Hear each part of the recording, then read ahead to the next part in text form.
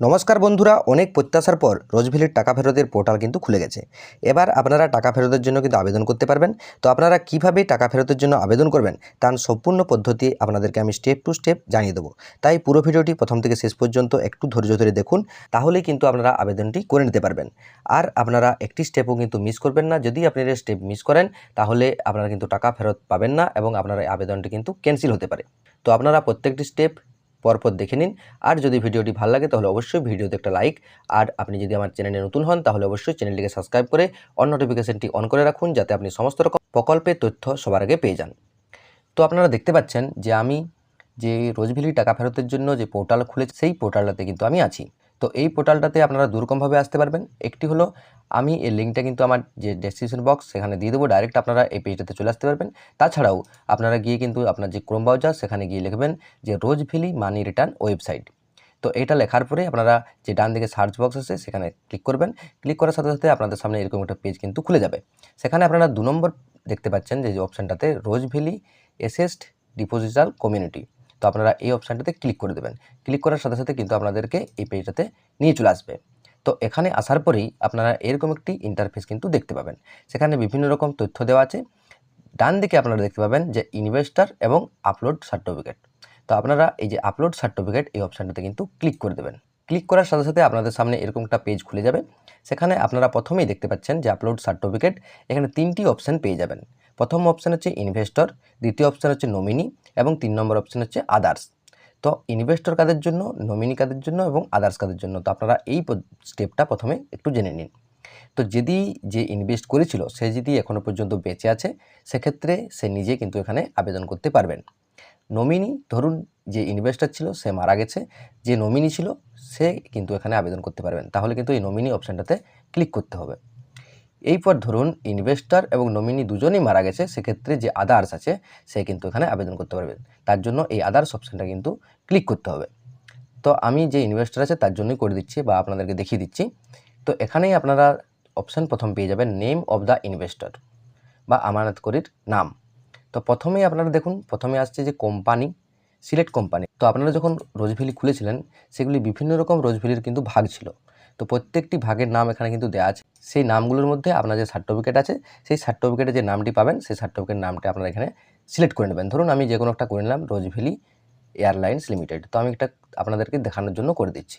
এরপর আপনারা প্রথম যে স্টেপটা পাবেন সেখানে বলা হয়েছে ফার্স্ট ইনভেস্টর, অর্থাৎ ইনভেস্ট করার সময় কিন্তু ধরুন দুজনে ইনভেস্ট করেছিল সেক্ষেত্রে দুজন ইনভেস্টর থাকবে। আর যদি কেউ একাই ইনভেস্ট করে সেক্ষেত্রে কিন্তু ফার্স্ট ইনভেস্টর, অর্থাৎ তার নামটা কিন্তু এখানে বসিয়ে দিতে হবে। এরপর তার বয়স কত আছে সেই বয়সটা কিন্তু এখানে লিখতে হবে এবং তার লিঙ্গ, সেক্ষেত্রে মেল হলে যদি আপনি মেল হন আপনি মেল করবেন, ফিমেল হলে ফিমেল করবেন এবং আদার্স হলে আদার্স করে দেবেন। এবার তার ফোন নাম্বারটা কিন্তু এখানে সুন্দরভাবে বস করে দিতে হবে। তারপর দেখুন এখানে আছে আইডেন্টিটি টাইপ বা পরিচয়পত্র।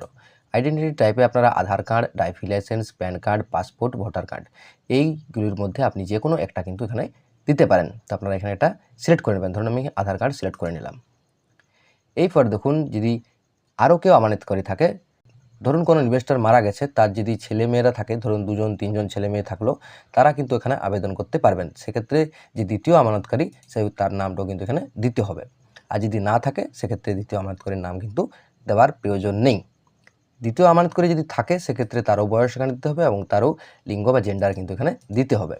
এবার তারও কিন্তু ফোন নাম্বার এখানে একই রকমভাবে বস করে দিতে হবে এবং তার যে পরিচয়পত্র সেই পরিচয়পত্র কিন্তু এখানে দিতে হবে।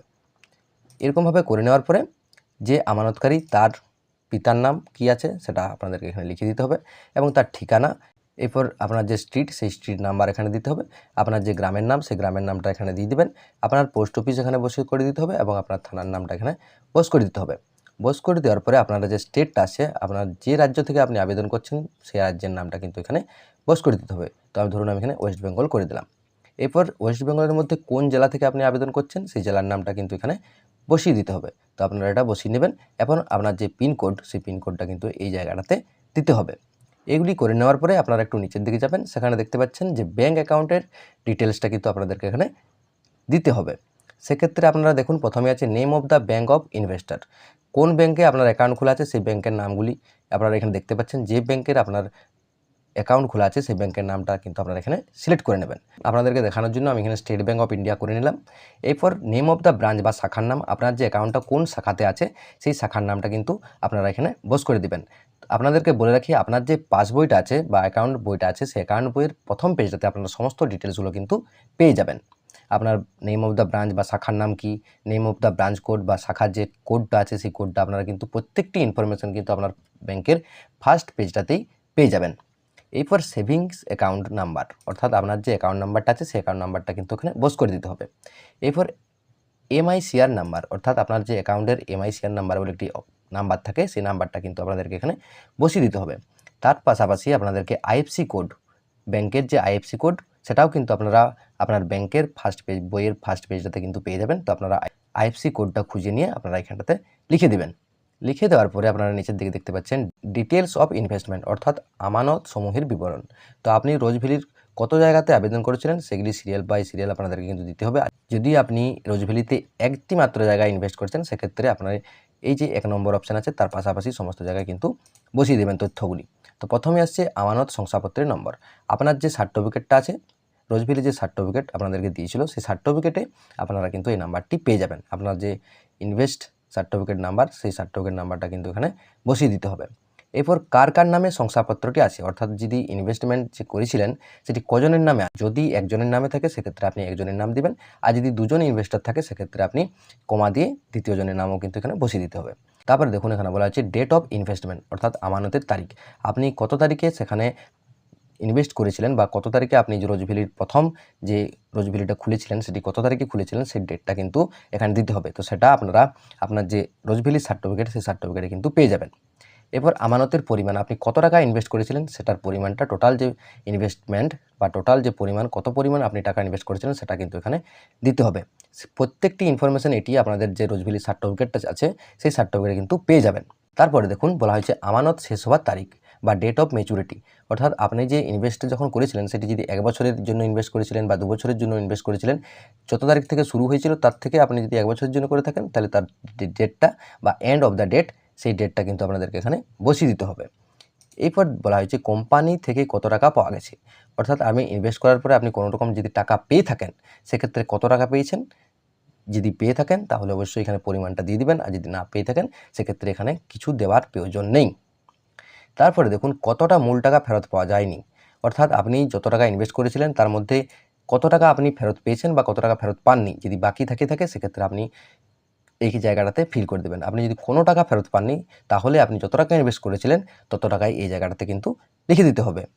আর বলা হয়েছে কত টাকা প্রাপ্য, সেক্ষেত্রে আপনি যদি ফেরত পেয়ে থাকেন তার থেকে মাইনাস করে কিন্তু আপনাদেরকে এখানে লিখতে হবে। আর যদি আপনি কোনো টাকাই ফেরত পাননি তাহলে টোটাল যে পরিমাণটা বা টোটাল ইনভেস্টমেন্টটা কিন্তু আপনাদেরকে এখানে লিখতে হবে যে এত পরিমাণ টাকা আমি কিন্তু পাইনি। এরপর যে কন্টিনিউ ফর ডকুমেন্ট আপলোড, অর্থাৎ এই জায়গাটা কমপ্লিট করার পরে আপনারা এই অপশানটাতে কন্টিনিউ ফর ডকুমেন্ট আপলোড এই জায়গাটাতে কিন্তু ক্লিক করে দেবেন। তো এই কন্টিনিউ ফর ডকুমেন্ট আপলোড এই অপশানটিতে ক্লিক করার পর আপনাদের সামনে এরকম একটা উইন্ডো খুলে যাবে। সেখানে আপনারা প্রথমে দেখতে পাচ্ছেন document to be produced by investor, অর্থাৎ এইসব ডকুমেন্টগুলো কিন্তু আপনাকে এখানে আপলোড করতে হবে। প্রথমে কি আছে বলা হয়েছে অরিজিনাল সার্টিফিকেট অফ ইনভেস্টমেন্ট, আপনাদের যে সার্টিফিকেট আছে সেটার একটি ছবি কিন্তু আপনাদেরকে এখানে আপলোড করতে হবে। দ্বিতীয়ত বলেছে original copy of acknowledgement if certificate R submitted the company of maturity for refund, অর্থাৎ যদি আমানতের আসল শংসাপত্র কোম্পানিতে জমা দেওয়া হয় তাহলে জমা দেওয়ার আসল রসিদ, অর্থাৎ আপনি যদি সার্টিফিকেটটি কোম্পানিকে জমা দিয়ে দিয়েছেন এবং আপনার কাছে আর অরিজিনাল সার্টিফিকেট নেই সেক্ষেত্রে আপনি যে জমা দিয়েছিলেন সেটার যে রসিদটা সেই রসিদটা কিন্তু আপনাকে এখানে আপলোড করতে হবে। এরপর বলা হয়েছে অরিজিনাল অফ আইডেন্টিটি প্রুফ, অর্থাৎ আপনার যদি আধার কার্ড থেকে থাকে সেক্ষেত্রে Aadhaar card, PAN card, voter card, driving licence যে কোনো আপনার একটি পরিচয়পত্র কিন্তু এখানে আপলোড করতে হবে। তারপর দেখুন বলা হয়েছে পাসপোর্ট, ভোটার কার্ড, আধার কার্ড, ড্রাইভিং লাইসেন্স, লাইটের বিল, ইলেকট্রিক বিল বা টেলিফোন বিল, রেশন কার্ড যে কোনো একটির কিন্তু আসল এখানে কিন্তু আপলোড আপনাদেরকে কিন্তু করতে হবে। এরপর বলা হয়েছে দেখুন 5 নম্বরে photocopy of the front page of the bank passbook, অর্থাৎ ব্যাংকের আপনার যে পাসবইয়ের প্রথম পেজটির ছবিটা কিন্তু এখানে আপলোড করতে হবে। এরপর বলা হয়েছে ফটোকপি অফ চেক ফয়েল বা ক্যান্সেল চেক ফয়েল, বাতিল চেক অথবা চেকের ফটোকপি যদি আপনার চেক থেকে থাকে সেক্ষেত্রে আপনার কিন্তু আপলোড করতে হবে, আর যদি আপনার চেক না থেকে থাকে সেক্ষেত্রে এখানে আপলোড করার কিন্তু প্রয়োজন নেই। তো আপনারা এই যে বলা হয়েছে চয়েস ফাইল, এই অপশানটাতে ক্লিক করে দেবেন। ক্লিক করলে আপনার ছবি যেগুলো তুলে রেখেছেন সেগুলি কিন্তু আপনাদের সামনে এরকম চলে আসবে।